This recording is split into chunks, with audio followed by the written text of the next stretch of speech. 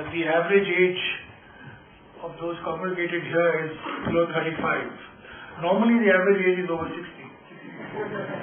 But today is perhaps the first time in many, many years, perhaps the first time, I'm seeing such a young crowd.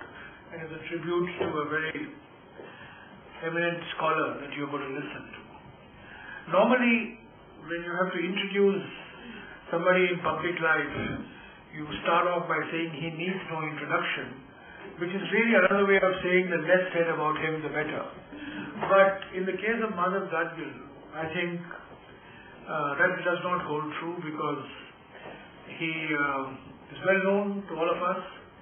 He's had over 4 decades of engagement with ecological issues, scientific issues, and he approaches ecology both from a Gandhian perspective and a scientific perspective.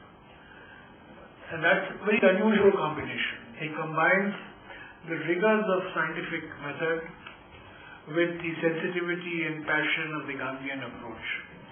And nothing epitomizes this better than his engagement with the issue of Western Ghats, which has been in the public domain in the last couple of years.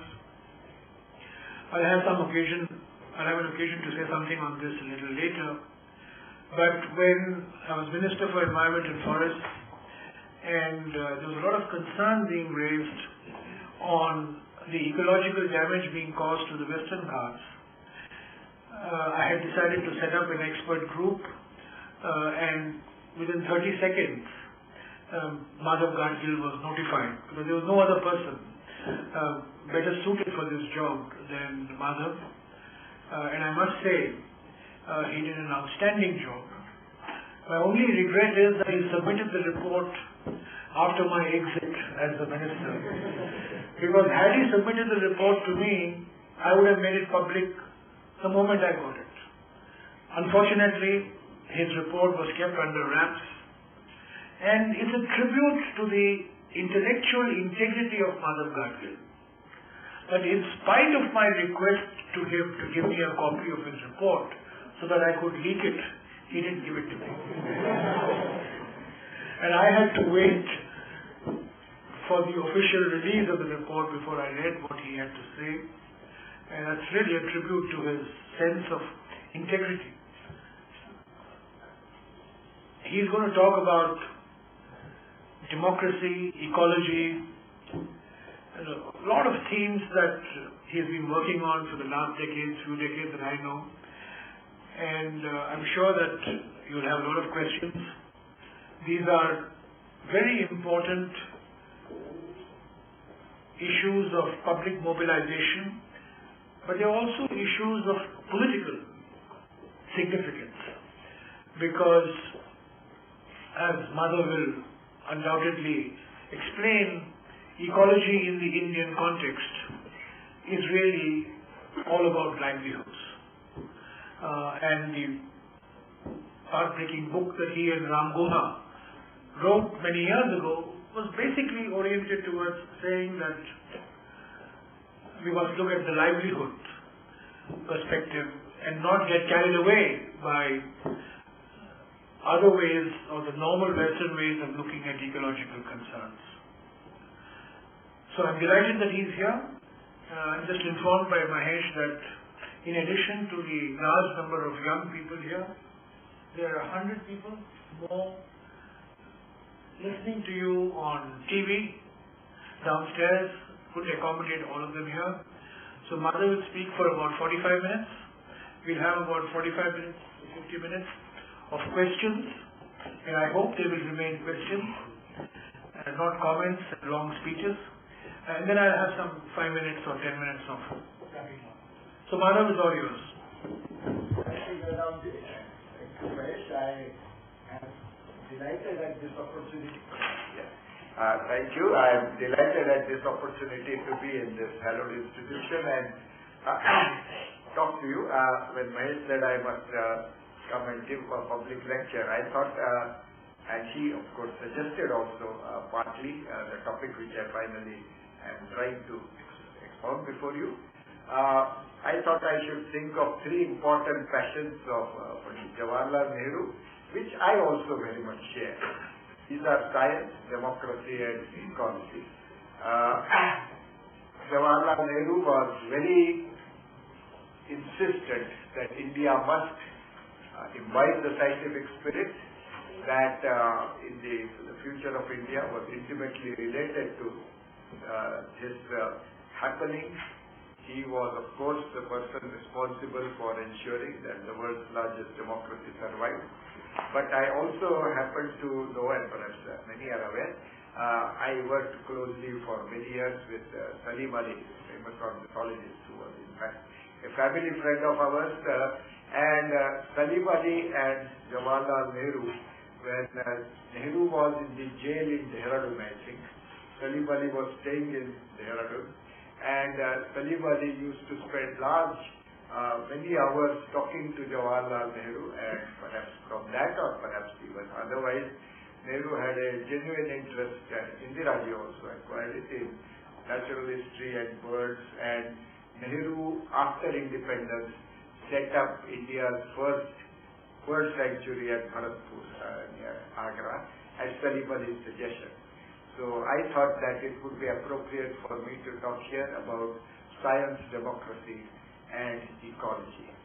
And of course, as we have gone on, we are seeing that what Nehru said, that science is going to be very important, is increasingly clear that the world is getting more and more shaped by science and products based on science, of science-based technologies. And we are, as we say now, in an age of knowledge in this century. At the same time, all this has had serious impacts on the ecology globally, and it is increasingly a century also of worldwide awareness of ecological concern. The historical evidence shows that knowledge has prospered best in the free atmosphere of democracy. The autocratic regimes have always has never permitted knowledge to freely flourish. And democracies also, world over, take far better care of environment. We particularly came to see this after the collapse of communism in Eastern Europe, when we saw that under the Eastern European communist regimes, environmental abuse was far, and apart from abuse of democracy, was far more serious than the democracies of the Western Europe. So certainly I think science, democracy, ecology, they go together. And they go together because they share many common values. Both science and democracy. Science, I think, is the most democratic of organized human enterprises. That in science, what is important is free sharing, and science flourishes best again, not just in democracy, but where the institutions have no hierarchy. That there is a tradition of talking amongst equals. And I had the great fortune to work at the Indian Institute of Science, Bangalore, which possibly amongst all Indian scientific institutions is least hierarchical. And Satish Dhawad, who I had the fortune to begin working with, was a completely open person. He created an atmosphere where there is no hierarchy in the Indian Institute of Science, and it has really meant that it has remained the one institution which is now more than a century old, but where the culture, the quality of high dedication, serious good work has persisted more than anywhere else, and it is because of this openness. J.D. Bernal, who is founder, perhaps one may say, of modern molecular biology as well as of study of social organization of science, has an interesting definition of science. He says science is an organized enterprise of skepticism. That science permits, in fact, encourages skeptical inquiry by anybody and everybody, and does not accept any authority at all except that of facts on the ground or of logical inference that looks at lawful behavior of systems. So science and democracy, to my mind, have many important common values, and these are also the values which in the Indian Constitution we have accepted. So we talk what will be the 21st century will be an Asian century, and given our democratic strength, India should take a leading position in the community of nations, despite perhaps the advantage that China seems to enjoy today of higher levels of economic growth. So, to my mind, then the question obviously arises, are we doing justice to this democracy? And are we doing justice to our traditions of learning, to our at least newly accepted spirit of science, and our heritage of ecological prudence? Because India has many traditions of very prudent, careful use of ecological resources. Jairamji talked about Western Ghats. Amongst other parts of India, Western Ghats is remarkable for preserving patches of original pristine vegetation right in the midst of densely populated Kerala plains. There are these Sarpakaus, the serpent deity sacred grounds, which are in some places in Kerala in the midst of the thickest population and still maintain original evergreen forest, from which in fact botanists are sometimes discovering new species. Bussleria carolensis came from one such. Anyway, so the question is, are we then really capitalizing on our democratic strength, on our certainly high level of science which we are capable of coming up with and building on these traditions?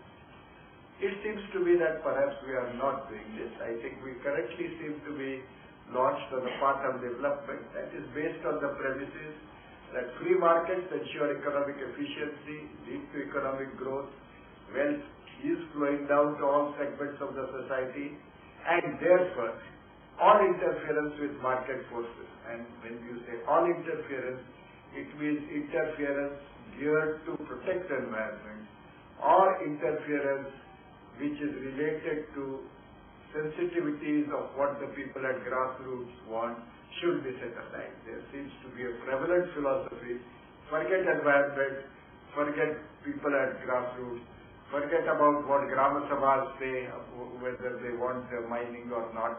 Let's go ahead and let's dig this earth and of course export it just as raw soil to China to make a lot of money. I think this is not a reasonable way of going about things. I think these propositions that we need not pay any attention to environmental damage, we need not pay any attention to what people want, are not reasonable propositions. But more than that, I think they are not grounded in good empirical evidence or in sound logic. Economic efficiency really follows if there is completely free and fair competition, if the consumer has full information, and we are seeing in present day in Maharashtra, one of the gentlemen who has got a big coal block was a manufacturer of underwear who promptly sold that coal block, I understand, at an enormous profit. So this is not free and fair competition in this country, and obviously economic efficiency cannot be expected in this when these kinds of transactions are taking place. And even if markets are free and really working efficiently, externalities such as exhaustion of natural resources are not provided for, nor are what people who don't have purchasing power, who are relatively poor, want. So this, as I said, is not a right way of going about things. So what does this narrow-minded pursuit of economic growth? It encourages what has been called rent-seeking. Now, of course, rent-seeking is a technical term which economists are fond of. So I have started asking them, what is rent-seeking? It simply means making money without deserving to make money. And this is exactly what is happening on large scale that this narrow-minded pursuit of economic growth is encouraging people making money without deserving to make money in many ways, which is leading to exhaustive use of natural resources, to unacceptable pollution loads, failure to build capital, human capital. After all, there are perhaps 4 kinds of capital stocks one may visualize. There is the man-made capital, there is the natural capital, human capital and social capital. It is the sum total of these capital stocks that the nation must care for, not just man-made capital which may be reflected in GDP.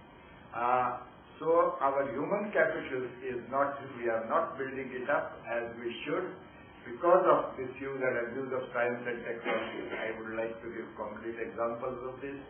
We certainly seem to be still suffering from persistent malnourishment, poor healthcare, and high levels of unemployment, underemployment. And again, there are some concrete data which I was talking about. And we are seeing an erosion of social capital with increasing levels of social disaffection and strife. For 20 years I have been working in Gadgil district of Maharashtra, and regretfully over 20 years the Naxalite violence has not abated but actually increased in that part of our country. So what are the duties of the state? Jawaharlal Nehru in his autobiography approvingly quotes Kallana's Raja Tarangini. Kallana wrote, this is a story of the rulers of Kashmir, medieval rulers of Kashmir, and he says that, and Jawaharlal Nehru quotes Kallana saying that what the rulers should do is they should abide by dharma and they should ensure abhaya. So what is our dharma? Certainly our dharma must be the basic objectives and values which we have accepted in our constitution. Sovereignty, socialism, secularism, democracy, republican character, justice, liberty, equality, fraternity, human dignity, and the fundamental rights of freedom of expression, assembly, belief, and now the Supreme Court has interpreted right to livelihood to be embraced among these. And I would like to pose before you with some concrete examples whether indeed this dharma is being adhered to. But what about abhaya? Here is a quotation from a official judicial inquiry into illegal mining in Goa.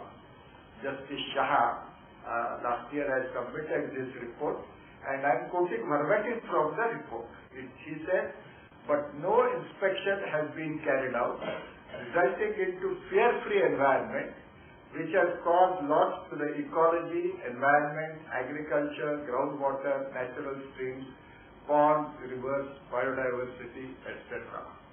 Abhaya, of course, means freedom from fear, but the freedom from fear which Justice Shah is talking about is not freedom for fear for the populace, but freedom from fear for the mining industry, which has, according to Justice Shah's estimate, amassed 35,000 crore rupees of illegal wealth. That is his figure.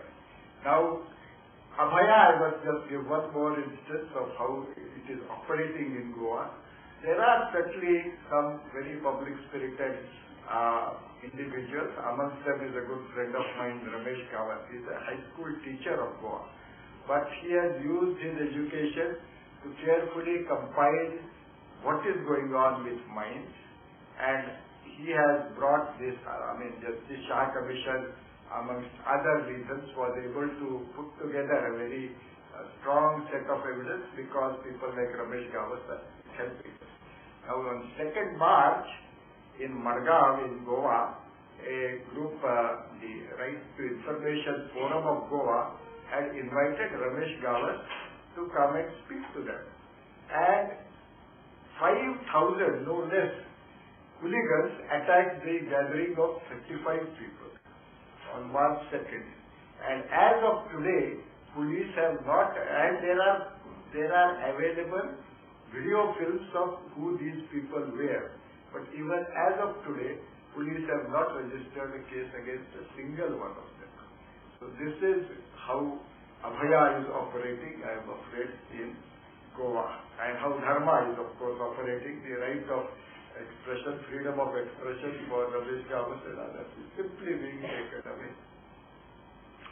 So, what has been happening? I think this so-called rent-seeking, making money when you don't return, has been growing in volume and sabotaging the real purpose of development. I want to draw attention to, as I want to come towards the end of my lecture also, to this point. Amartya Sen's definition of development, amongst other important works, he has written this book called Development as Freedom. And he says, development has to be a process of expanding real freedoms that people enjoy. He lists them as freedoms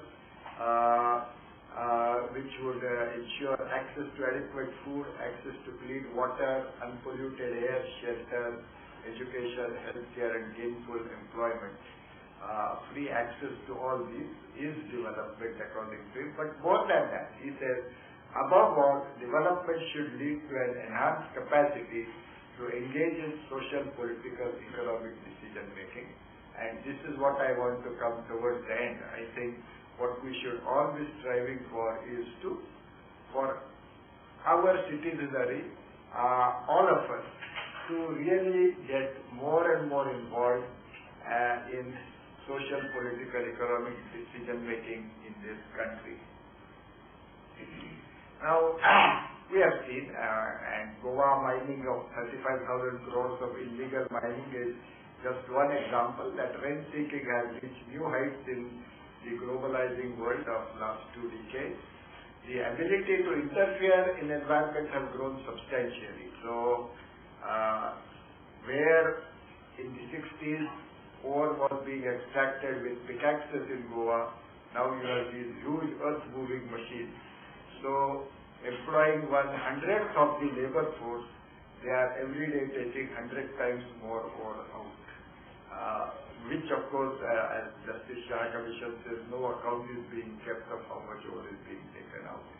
And corruption and lawlessness has skyrocketed.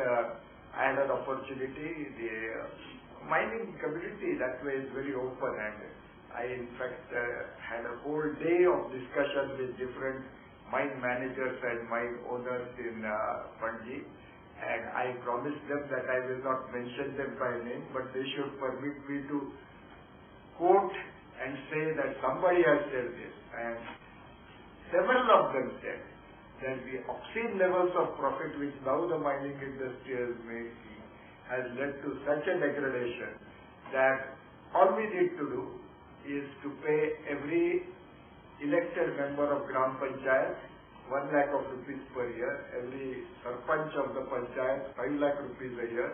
The MLA and MPs involved and the ministers, they had quoted figures in crores.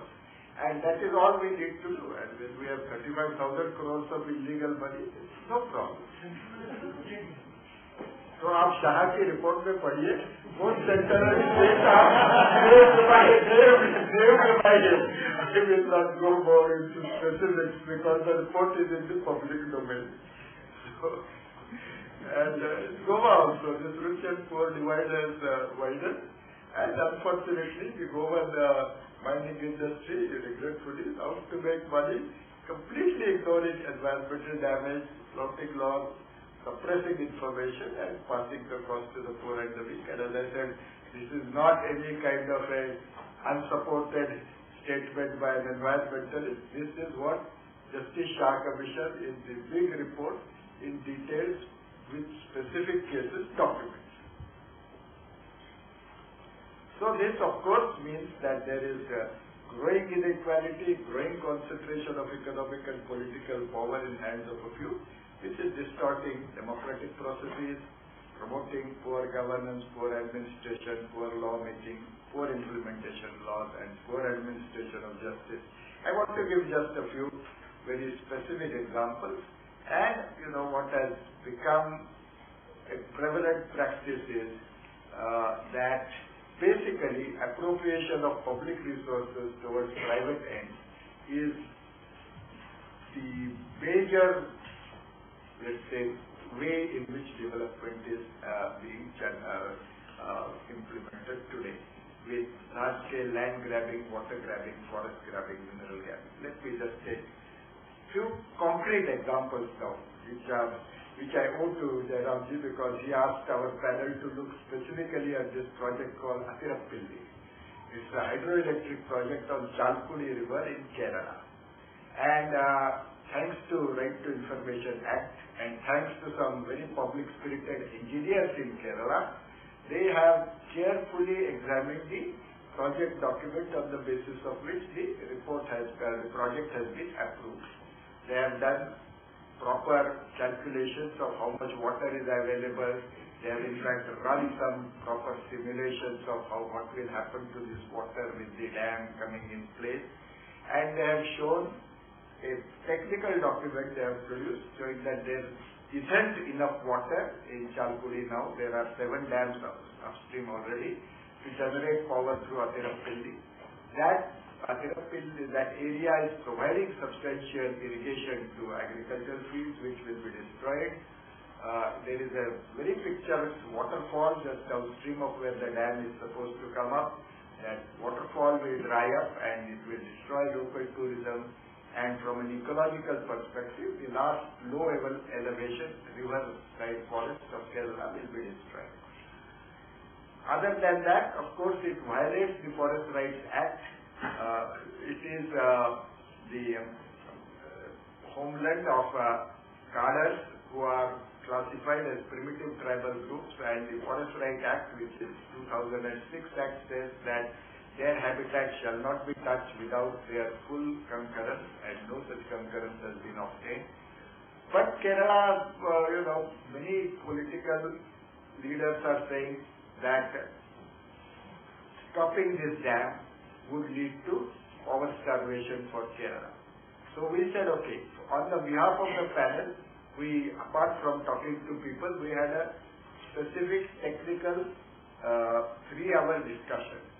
And we requested the River Research Foundation, who have done this independent study, to make presentation of their findings. All the Kerala Electricity Board and other government department, irrigation, senior officials were present. After the River Research Foundation's presentation, I request them to respond. And they kept absolutely quiet. So none of these points which are being made, that there isn't enough water, it will destroy irrigation, it will destroy tourism, none of those were refuted. They accepted. Nevertheless, the Chief Minister goes ahead and says, this report is anti whatever development, it will, how will Kerala get power? But actually you make the calculations. In construction of the dam and in running the power station, you will be spending more energy than you will get out of the project, because it's such an unviable, technically unviable project. So we will spend 100 units of energy and get back 80 units, and you say stopping the project is going to starve Kerala of electricity. Actually it is going to benefit Kerala in terms of saving energy which would otherwise be wasted. So what is this that is now driving these projects? And Chief Minister of Maharashtra himself has said that there is too much pressure from contractors for all these projects. So this would seem to be clearly the case here also.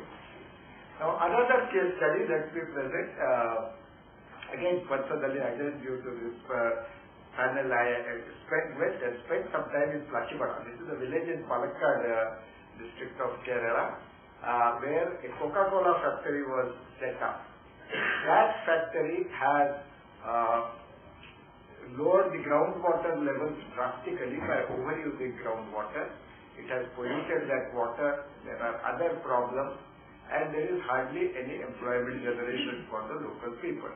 So the Plachibada Panchayat has passed a resolution saying that we will not agree to this factory being continued in operation, because our residents are being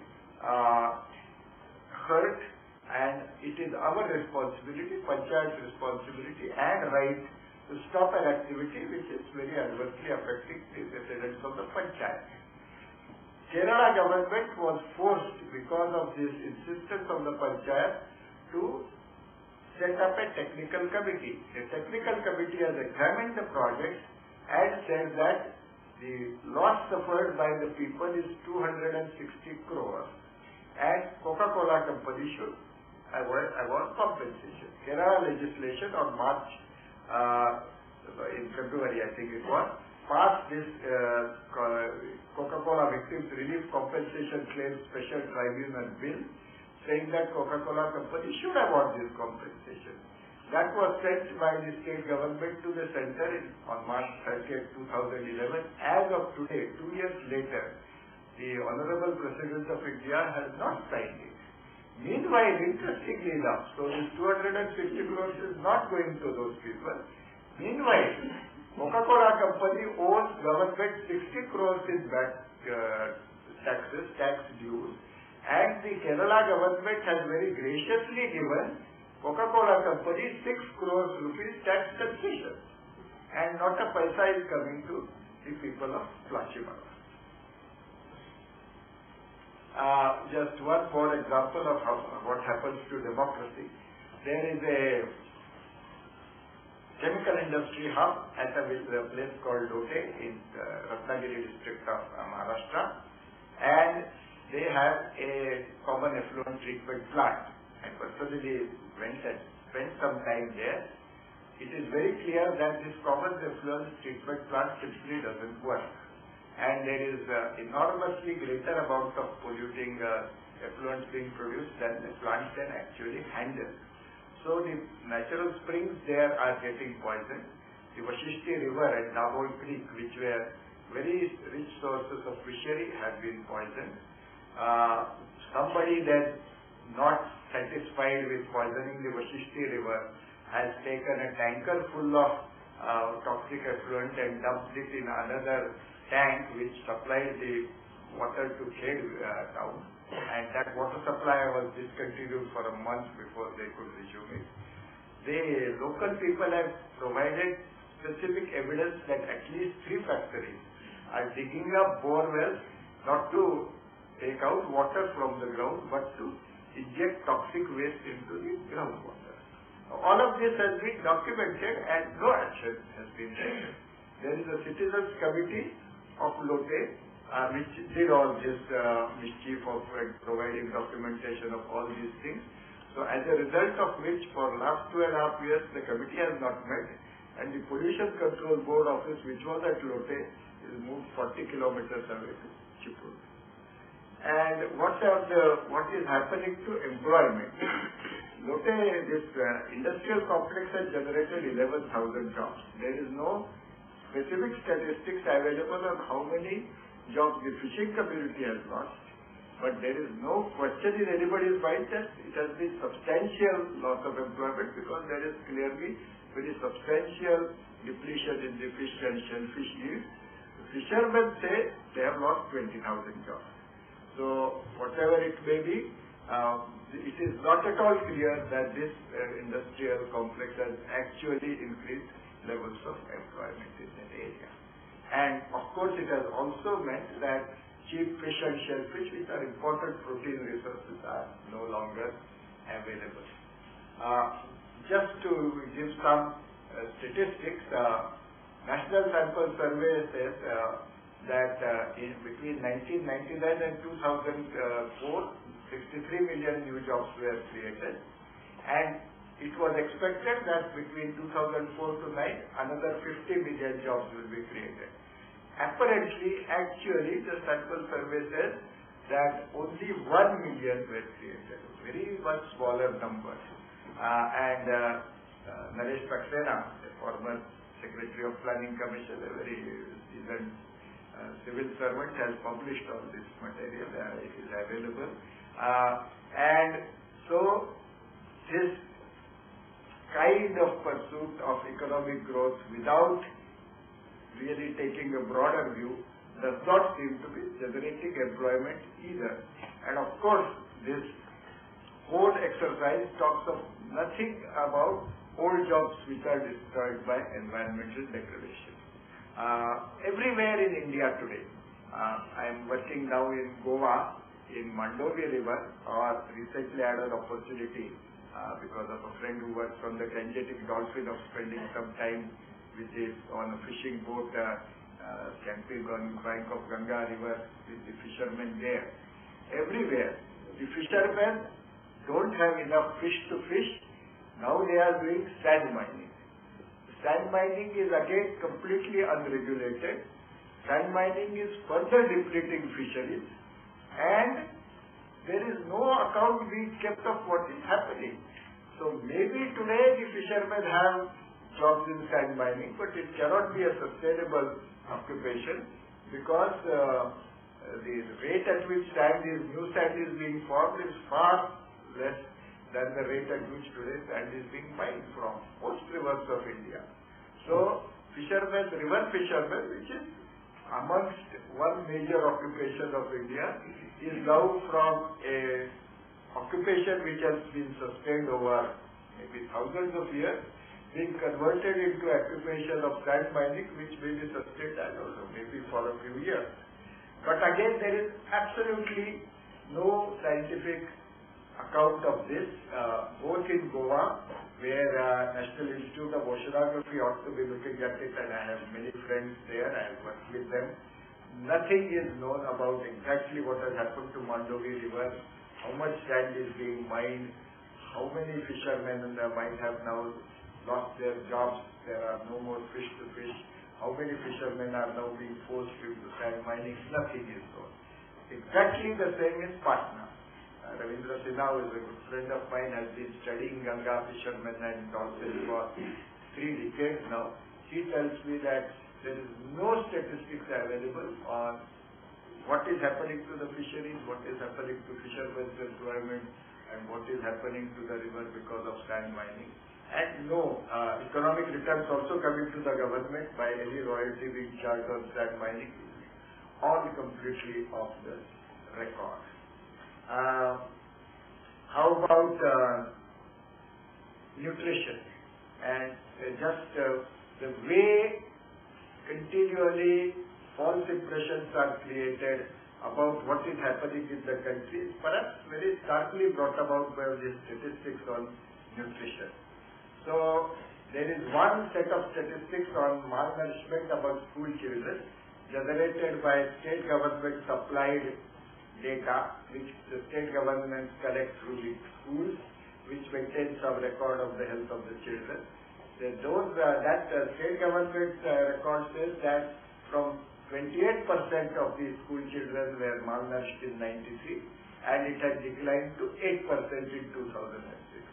There is an independent professional National Family Health Survey by the Government of India, and it says that the proportion was not 28% in 1993 but 53% in 1993, and it has not declined to 8% in 2006 but remains at 46% in 2006.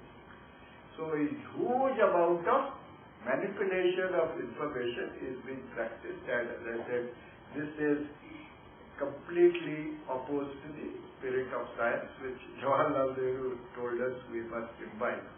And there is an erosion of knowledge resources, certainly at the officially organized level, which I will come to in a minute, but these fishing communities. Actually, I got a master's degree in fisheries long time ago, and I have been in touch with fishing communities all these years.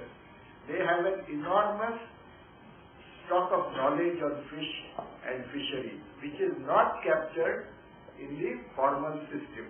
I once did for the Ministry of Environment and Forest a survey of the Nilgiri Biosphere Reserve, and one question was, after the Biosphere Reserve was constituted, this was after 10 years, what has happened to the fish stocks? Has it helped? Nilgiri's streams are particularly notable for very rare and indigenous fish. Have those recovered? Whatever. So K.C. Jairam, who was then Joint Director Zoological Survey of India, India's leading ichthyologist, was a good friend of mine. So I asked him, what do we know about these Nilgiri fish and how the biosphere reserve might have affected it? He said, Madhav, I don't know. But there is Kayappan, he is a very experienced fisherman. You go and talk to him, he will be able to tell him whatever I know about Nilgiri fishes, I have learned from him.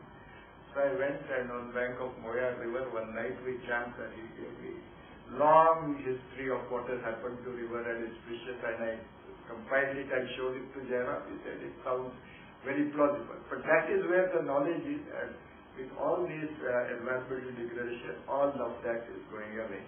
And what about organized science? This is your own ministry is doing. They have, former ministry. They have, the Ministry of Environment Forest has sponsored a major project called Zoning Atlas for Siting of Industries, which was an exercise of creating a proper spatial database of pollution assimilation capacity and existing pollution loads to generate prescriptions for where additional polluting industries might be set up, where they should not be set up. This exercise was concluded. Enormous amount of money and human resources were spent on it. But afterwards, one secretary of the same ministry insisted that this whole database should be suppressed. And it remains suppressed till today, except for Goa, where the local activists forced it to be made public, and except for Gadgil district, where thanks to Jairam I got hold of a copy. The other districts of India, it has remains suppressed. And obviously, all of this is depleting social capital in the country. I mean, Maharashtra, where I now stay, although I spent most of my life in Karnataka, we have this team in, I think on March, 21st or some such date this year, where 3 members of legislature in the precinct of Legislative Assembly went up policeman. Why? Because that policeman had caught some member of Legislative Assembly speeding on the road. And the whole session, that 1 week of Legislative Assembly was wasted. And regretfully, around the city of Pune where I stay, there are some projects which the politicians favor, and when people are protesting, the same policemen are of course beating those people. So this is a situation of how we are suppressing. So I think it is very important that we must, all of us, work to steer India onto a path of nature-friendly and people-oriented development. But this can only be done by strengthening democracy from ground upwards. And as Amartya Sen says, we must, all of us be involved, and we must make sure all our fellow citizens get involved in decision-making processes, for which there are actually abundant legal provisions. We don't need new laws. Since 1986, we have excellent laws. Many of them are well drafted on protecting environment, the Water and Air Pollution Act, which are completely neglected.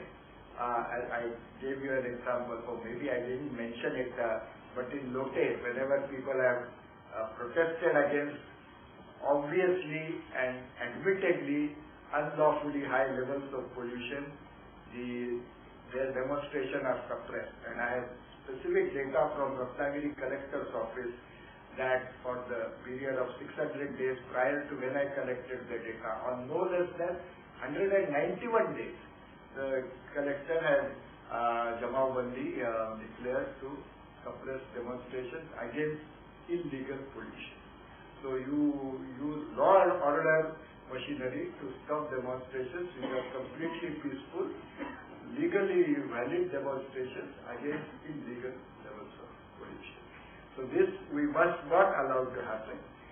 We have through 73rd, 74th Amendment made possible for Gram, Taluk, Jila Panchayat, Nagarpalikas, Mahanagarpalikas to make decisions on environmental issues. And we have specific examples like Kachibada Panchayat, which has at least exercised their power, made sure that this can happen. We have a law called Biological Diversity Act, which was passed as early as 2002, which says that every local body, that is Gram Panchayat, Taluk level Panchayat, Jila level Panchayat, Nagar Palikas, Mahanagar Palikas. They all should have biodiversity management committees of citizens. And those committees have been given quite substantial role in taking good care of local environment. But this law is not being implemented. I think countrywide there is a perfectly valid case, of course, for immediate implementation, and it will provide one very good forum for all citizens to participate. Then the crop genetic resources are an important resource for us, and there is an act as old as 2001 Act on plant varieties, which says that there is a gene fund, that we have a national gene fund which has a lot of money in it, and from that gene fund grants are supposed to be given to panchayats to build capacity of farmers to maintain on their own fields important crop cultivars. But 12 years now, nothing has been done. I understand that only 3 panchayats in Uttarakhand, in a very isolated example, some 8 years ago, were given a small grant.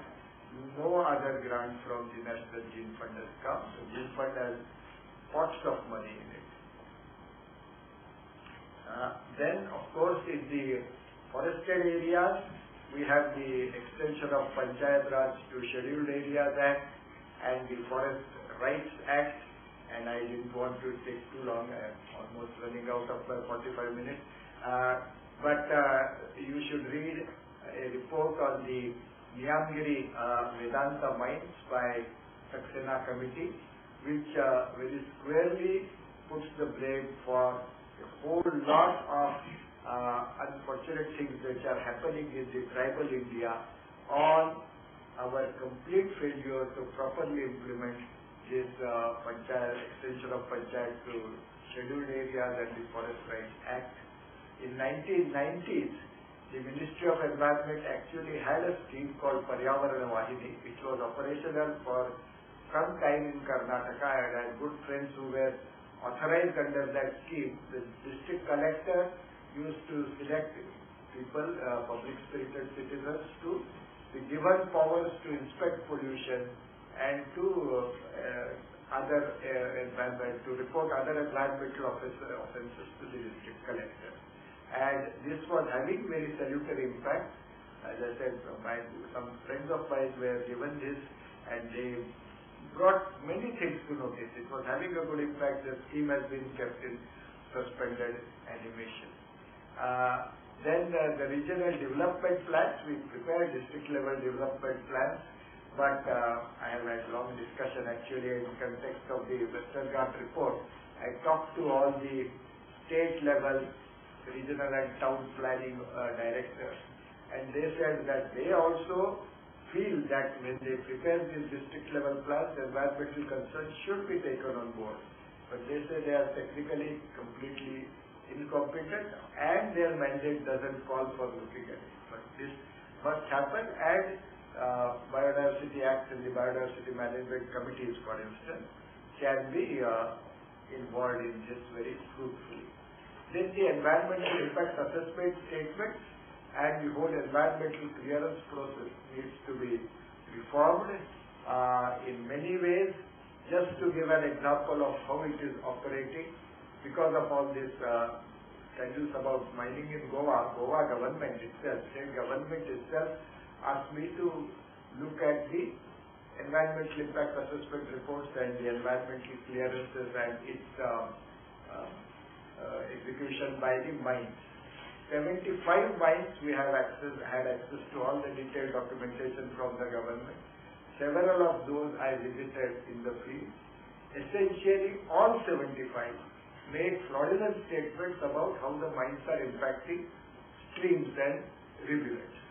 These mines are almost all of them on the hill plateau, and Goa has very high rainfall, and the hill plateaus are sites of origin of perennial streams on which the valley and the slope agriculture is dependent. All these streams are getting destroyed, but the mine EIA says that there are no streams.